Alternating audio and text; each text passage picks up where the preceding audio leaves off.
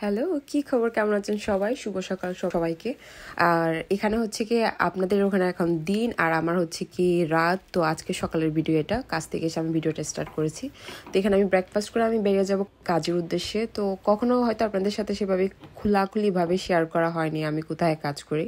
তো আজকে আপনাদের সাথে শেয়ার করব কোথায় কাজ করি, কীরকম ইনকাম করে মানুষ এখানে, আর নিউ ইয়র্কের কাজের পসিবিলিটিটা কেমন।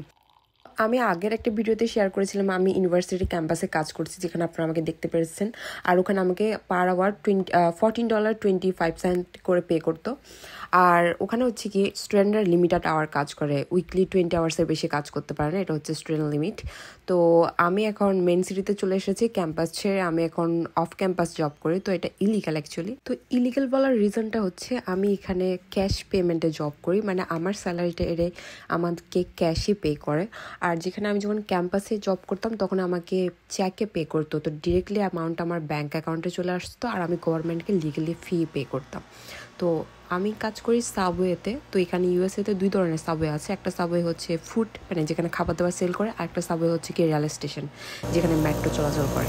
তো দুইটাই কিন্তু সাবওয়ে। কনফিউজড হয়ে যাবেন কেউ যদি বলে কি যে হ্যাঁ আমি সাবওয়েতে কাজ করি, তাহলে একটু কনফার্ম হয়ে নেবেন কোন সাবওয়েতে কাজ করে। তো যাই হোক, এটা হচ্ছে আমার কাজের স্টোর। তো বাপের জমানা যে কাজগুলো করিনি এখানে সব কাজ করেছি, আমাকে দিয়ে সব কাজ করানো হয়েছে। এটা শুধু আমি না, যে কোনো মানুষ এখানে কাজ করতে আসে তাদের সবাইকে দিয়ে কাজ করানো হয়। আর এখানে যে আমাদের বাংলাদেশে বা বাঙালিদের মধ্যে একটা, এশিয়ানদের মধ্যে একটা সিম্পেথি কাজ করে মেয়েদের জন্য, এখানে এসব কোনো সিম্পেথি কাজ করে না। এখানে সবাই আপনাকে অ্যাজ এ হিউম্যান হিসেবে দেখবে। তো সব কাজ আপনাকে কাঁধের উপর চড়াই দিলে এটা আপনার করাই লাগবে। তো আমাদের এই সাবওয়েটা হচ্ছে এখানকার সিটিতে ব্রুকলিনের সব থেকে বড় সাবওয়ে। এইটার থেকে বড় সাবওয়ে আর নেই। আপনি দেখতে পাচ্ছেন how big it is huge আর নতুন, অস্বাভাবিক নিট অ্যান্ড ক্লিন, সুন্দর। তো আমি বেসিক্যালি কর্মক্ষেত্রে কখনো ভিডিও বানাই না, বাট এখন আজকাল চেষ্টা করছি একটা দুটো ভিডিও আপলোড করার জন্য, আপনাদের সাথে শেয়ার করবো। এখানে কাজ করতে আপনার কি কি রিকোয়ারমেন্ট লাগে বা কেমন এক্সপিরিয়েন্স লাগে এগুলো পরে বলবো। এর আগে আমি একটু শর্টলি নিউ ইয়র্ক সিটি সম্পর্কে, কাজের অপরচুনিটি সম্পর্কে আমি আপনাদেরকে বলে রাখি। তো নিউ ইয়র্ক হচ্ছে প্রচুর এক্সপেন্সিভ একটা সিটি। এখানে স্টুডেন্টরা টিউশন ফি অ্যাফোর্ডই করতে পারে না। তো এর জন্য বেশিরভাগ স্টুডেন্টরা এই নিউ ইয়র্কের বাইরের স্টেটগুলো চুজ করে, যারা তাদের টিউশন ফিটা অ্যাফোর্ড করতে পারে।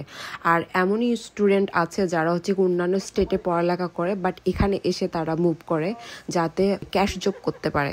তো এই জবে কিন্তু রিস্কও আছে। অনেকে হয়তো আপনাকে বলে না, এই জবে যদি কোনো কারণে আপনার নামে কেউ কমপ্লেন করে বা কোনো কারণে পুলিশকে জানাই দেয় আপনি এখানে ইলিগালি কাজ করছেন, আপনি স্টুডেন্ট ভিসা এসেছেন বাট উইথাউট ডকুমেন্টস এখানে কাজ করছেন, তাহলে আপনার ভিসা ডিপোর্ট হওয়ার সম্ভাবনা অনেক বেশি। আপনাকে অনেক বড় ফাইন করতে পারে, নাহলে আপনার স্টুডেন্ট ভিসা ক্যান্সেল হয়ে যেতে পারে। তো আমি জানি না আপনারা এইসব সম্পর্কে অবগত কিনা। তো এখানে বেসিক্যালি আপনি ওইসব জায়গায় ক্যাশ জব পেয়ে যাবেন যেখানে ওনার যদি বাঙালি, পাকিস্তানি বা ইন্ডিয়ানি হয়। অন্য কোনো দেশের মানুষ আপনাকে ক্যাশ জব দিবে না, কারণ এরা বিদেশিরা প্রচুর ভয় পায় ক্যাশ জব স্টুডেন্টদেরকে দিতে। বাঙালি মালিক, ইন্ডিয়ান, পাকিস্তানি মালিক এরা খুবই খচ্চর হয়, এরা আপনাদেরকে ইচ্ছা মতো খাটাই নিবে। এইগুলো সম্পর্কে আরো অনেক কিছু আপনাদের সাথে শেয়ার করব, যে বাঙালি ছেলেদের উপর কি পরিমাণ এখানে অত্যাচার করা হয়, মেয়েদের উপর কি পরিমাণ অ্যাবিউজিভ প্রবলেম ক্রিয়েট করে।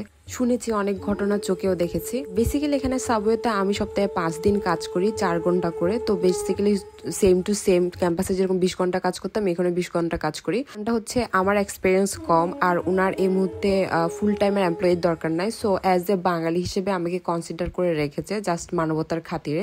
তো সেজন্যই বলছি সবসময় বাঙালি স্টোরগুলোতে চেষ্টা করবেন।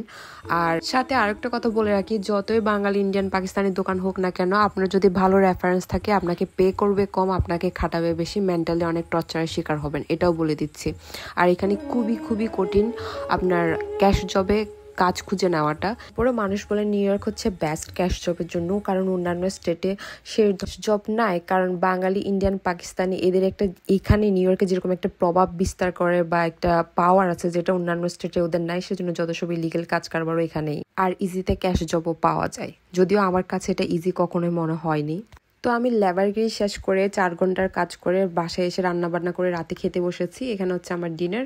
আর যেই লটিয়া শুটকিটা দেখেছেন, এটা বাংলাদেশি প্রোডাক্ট। আমি লোভ সামলাতে পারি না বাঙালি খাবার দাবার দেখলে, তো সেজন্য চোখ বন্ধ করে নিয়ে নিয়েছি, পকেটে টাকা না থাকাও সত্ত্বে। আপনাদের পছন্দ থাকলে কমেন্ট করে জানাবেন, অ্যাজ এ ইমিগ্রেন্ট বা অ্যাজ এ ট্যুরিস্ট আপনি এখানে জব করতে পারবেন কি পারবেন না, এই ধরনের কোনো ইনফরমেশন জানার ইচ্ছা থাকলে কমেন্ট করে জানাবেন। আমি যথাযথ সঠিক ইনফরমেশন দেওয়ার চেষ্টা করবো। টিল দেন সবাই ভালো থাকবেন। See you soon.